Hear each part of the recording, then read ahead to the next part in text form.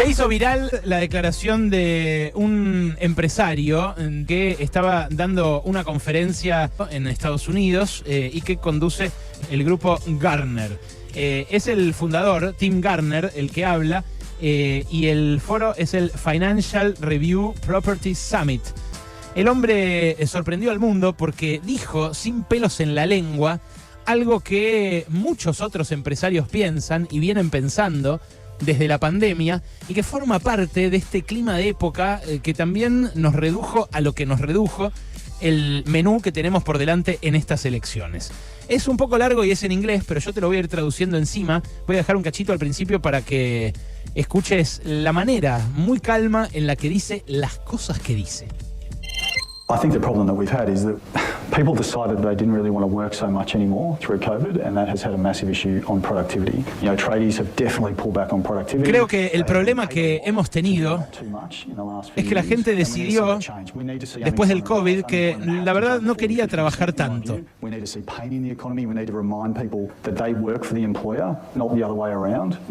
Y eso ha traído un enorme problema de productividad. Los negocios definitivamente han perdido productividad. Les han pagado mucho a los empleados para no hacer demasiado en los últimos años y necesitamos ver un cambio de eso. Para eso necesitamos ver un aumento del desempleo. En mi opinión, el desempleo tiene que aumentar un 40-50%. Necesitamos ver dolor en la economía. Necesitamos que la gente entienda, que los empleados entiendan que ellos trabajan para el empleador y no al contrario. Ha habido, dice este hombre, Tim Gartner, un cambio en la economía y eso fue sistemático. Ese cambio ha hecho que los empleadores sientan que el empleador es extremadamente afortunado de tenerlos y no al revés. Así que esa es una dinámica que tiene que cambiar. Tenemos que matar esa actitud y tiene que hacerse esto dañando a la economía, que es lo que el mundo entero está tratando de hacer. Los gobiernos de todo el mundo están intentando aumentar el desempleo para llevar la economía a algún tipo de normalidad. El hombre dice algo que hace mucho tiempo que se discute en la economía, que es si es deseable el pleno empleo o no. Lo que él dice es que no es deseable porque eso pervirtió la idea de los empleados de qué es una relación laboral. Y dice, ellos se sienten demasiado importantes, sienten que el empleador es extremadamente afortunado de tenerlos y no al revés. Y eso, dice, la única forma que tenemos de corregirlo es que se queden sin laburo y que se den cuenta de qué afortunados que son por tener ese laburo y que vuelvan a entender que ellos trabajan para el empleador y no al revés. Todo esto que te digo es lo que dijo textualmente este tipo, que no era muy conocido en el mundo corporativo, pero que ayer se hizo viral por la crudeza con la que transmitió esta idea. Un economista que trabajó especialmente sobre esta cuestión es Michael Kalecki. Kalecki era un economista polaco que se murió de muy grande, creo que en 1970, pero que en los años 30 anticipó la teoría de Keynes. Lo que pasó con Kalecki fue medio ingrato porque el crédito se lo llevó todo Keynes porque escribía en inglés, que todo el mundo entendía, y a Kalecki no lo entendía nadie porque era polaco y escribía en polaco. Kalecki se metió más en el terreno político, más en la cuestión de la lucha de clases. Tenía una idea del capitalismo que era mucho más radicalizada que la de Keynes. Keynes lo que decía era, a los empresarios les conviene estimular el empleo porque los trabajadores van a tener, si tienen dinero en el bolsillo, ganas de consumir y van a generar una demanda efectiva para los bienes que producen las empresas de los capitalistas. Entonces, Keynes terminó convenciendo a los gobiernos de hacer algo que hasta ese momento no hacían, que era combatir el desempleo, por ejemplo, con obra pública o contratando personal. Kalecki lo que decía es, esto no va a funcionar nunca porque cuando los empresarios se den cuenta de que en camino al pleno empleo los empleados se les envalentonan, van a dejar de laburar en pos de ese pleno empleo o van a empezar a boicotear al Estado que intente hacerlo. Lo que decía Kalecki es que lo tenía que hacer el Estado igual y que en esa discusión, en todo caso, se iba a dar una disputa política en la cual se iría o al socialismo o a una forma distinta de capitalismo. Pero lo que terminó pasando en el siglo XX fue más parecido a lo de Keynes. Keynes estimuló a los gobiernos a que intervengan, los gobiernos intervinieron y después de la Segunda Guerra Mundial hubo lo que historiadores como Eric Hobsbawm llaman los años dorados del capitalismo.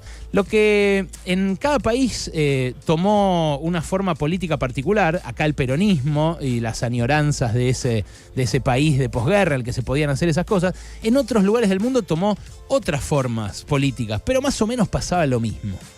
Lo que después ocurrió es que ese mundo armónico, si querés, empezó a entrar en crisis. Y entró en crisis a nivel mundial, porque el capitalismo dejó de querer darle esa mano, esa solución a los laburantes. Y empezó a concentrarse de vuelta el poder, el dinero, el capital y la decisión en pocas manos, como era antes de que Keynes y Kalecki dijeran lo suyo. Esa crisis, más o menos en los años 70, empezó a sacudir al capitalismo, pero a partir de 2008, del último episodio, de la última erupción de esta crisis global, tiene al mundo entero en conmoción política. Y esos son las derechas que florecen en todo el planeta. El fruto del descontento general con cómo los gobiernos han manejado esa discusión que en el fondo siempre fue esta. Siempre fue entre el capitalista y el empleado. Y Tim Gardner lo que hace es volver a ponerla, lo que hace es volver a ponerla en negro sobre blanco.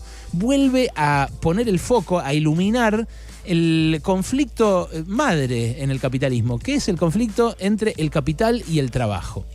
¿Qué es lo que hace este momento? Alumbra soluciones monstruosas, como decía Gramsci, porque no termina de morir en un capitalismo podrido, que está en crisis, que está mostrando sus facetas más espantosas, barcos que se hunden con 300 personas que tratan de inmigrar a Europa y se mueren todos adelante de la policía marítima de un país que los ve hundirse y nada más.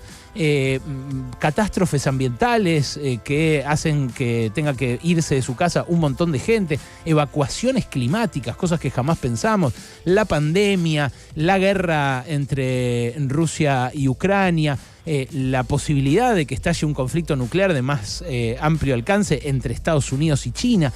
Todo eso es parte de la misma crisis del capitalismo, que no se va a frenar acá porque gane un gobierno o que gane el otro, porque es un fenómeno muy global. Hablábamos ayer y anteayer mucho de Chile.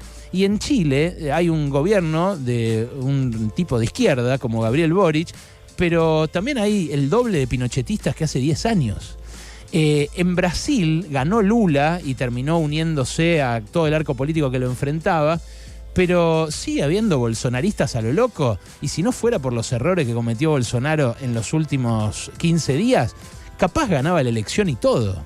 En Estados Unidos puede volver Donald Trump, y todo eso tiene que ver con lo que dijo este buen hombre, este inglés que desnudo prácticamente, en chota, agarró y dijo lo que muchos otros patrones en el mundo piensan, que tienen que sufrir los laburantes, que tiene que subir el desempleo, que tiene que volver a temerse esa situación de desamparo para que los laburantes no nos envalentonemos. Esa discusión se está dando a nivel mundial en un montón de lugares y obviamente las ideas de derecha, de ultraderecha, como la de Javier Milei, al que van a beneficiar es a él, es a este ejecutivo, a Tim Gardner, porque eso es lo que hicieron esas ideas, tanto antes de que Kalecki y Keynes se pusieran a discutirlas, como desde los años 70, cuando volvieron en una nueva oleada de la mano de pensadores como Milton Friedman, del cual es fanático Javier Milei. Es una discusión recontra vigente, cada vez más vigente, diría yo, y que este tipo, con su frase tan irritante, lo único que hizo es recordárnosla.